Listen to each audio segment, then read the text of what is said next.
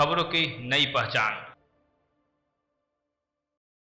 धनबाद में बिजली की लचर व्यवस्था को लेकर डिगवाडी सब स्टेशन के दर्जनों लोग पहुंचे बिजली महाप्रबंधक कार्यालय। वहीं लोगों ने बिजली महाप्रबंधक से लगातार लचर व्यवस्था को ठीक करने के लिए महाप्रबंधक को अवगत कराया। एक तो आसमान आग उगल रही है, दूसरी तरफ थोड़ी राहत जो बिजली देती है वो भी नहीं मिल पा रही है। तापमान 44 डिग्री रह रहा है, लेकिन बिजली 24 घंटे में से 4 से 6 घंटे ही मिलती है, और वो भी कभी 20 मिनट तो कभी 30 मिनट। इसमें लोगों को काफी दिक्कतों का सामना करना पड़ रहा है। बिजली महाप्रबंधक इस पर कोई पहल करे, नहीं तो धनबाद की जनता उग्र होकर आंदोलन करने को मजबूर हो जाएगी।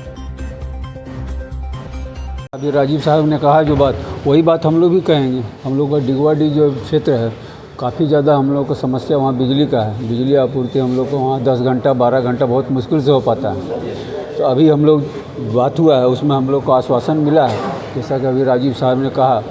तो हम लोग भी आश्वस्त हैं, जितना इन लोगों ने जीएम साहब ने या यहाँ हमारे एग्जीक्यूटिव इंजीनियर एससी साहब ने जो कहा है, उससे हम लोग पूर्ण रूप से संतुष्ट हैं। और आने वाले समय में जो कहा है उन्होंने कि हमारा जो बिजली का आपूर्ति है वो आपको निर्बाध मिलेगा। और हम लोगों से भी उन्होंने सहयोग मांगा है कि जो हमारा जो लोड जो बढ़ जा रहा है, हठात जो बढ़ जा रहा है एकाएक, अभी जो लोग एसी का यूज कर रहे हैं ज़्यादा और उसका घर का लोड कम है, लगा लिए हैं एसी, तो उसमें हम लोग से सहयोग मांगे। हम लोग उनमें सहयोग करने का हम लोगों ने भी उनके साथ वचन किया है कि हम लोग आपको सहयोग करेंगे।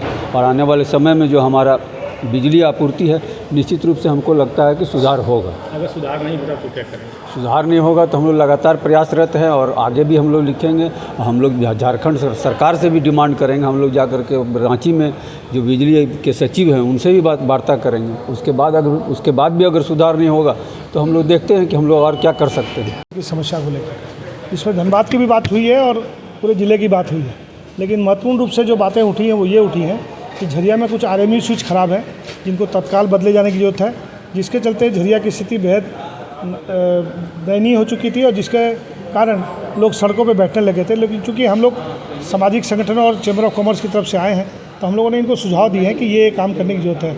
इसमें हम लोगों ने कहा कि पेड़ों की टहनी काटी जाए, वहाँ पे लोड एक्सटेंशन, पहले लोड का पीक आवर्स और नॉन पीक आवर्स में लोड देखा जाए हर ट्रांसफार्मर पे कि आपके लोड कितने हैं, जिसके चलते ट्रांसफार्मर ओवरलोड होते हैं तो तार टूट के गिरता है और ट्रांसफार्मर फूटता है। तो इन्होंने आश्वस्त किया है कि हम इस पे काम करेंगे।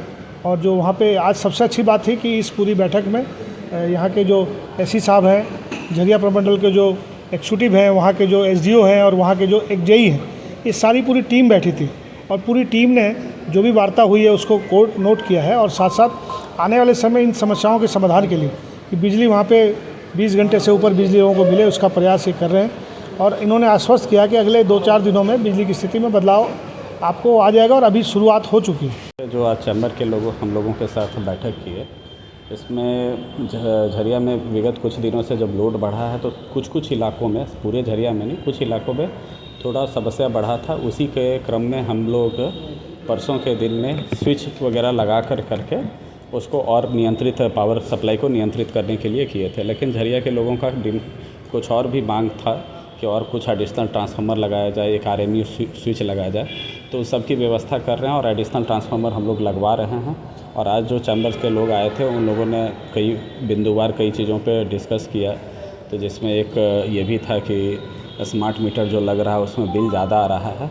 तो इस क्रम में भी हम लोगों ने इन लोगों से अवगत कराया कि बिल ज़्यादा नहीं आ रहा है, अभी गर्मी का समय है, लोग ज़्यादा इस्तेमाल कर रहे हैं और वो कहीं ना कहीं जो स्लैब है सब्सिडी का स्लैब से ऊपर चले जा रहे हैं, इसलिए उन्हें ये एहसास हो रहा होगा कि बिल ज़्यादा आ रहा है। क्योंकि 400 यूनिट तक गवर्नमेंट की सब्सिडी है, तो उसके ऊपर अगर जो भी जा रहे हैं उन्हीं का बिजली बिल ज़्यादा आ रहा है।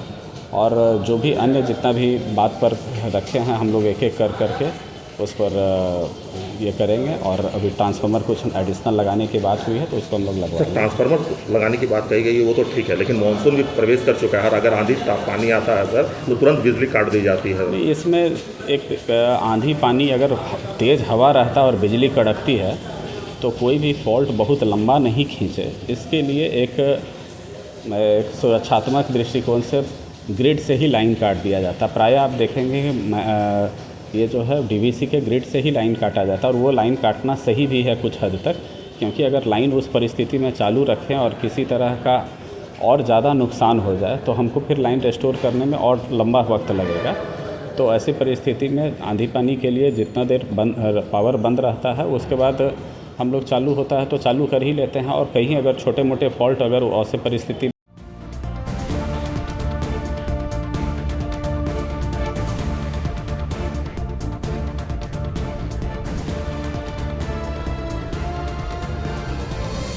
के न्यूज़ खबरों की नई पहचान।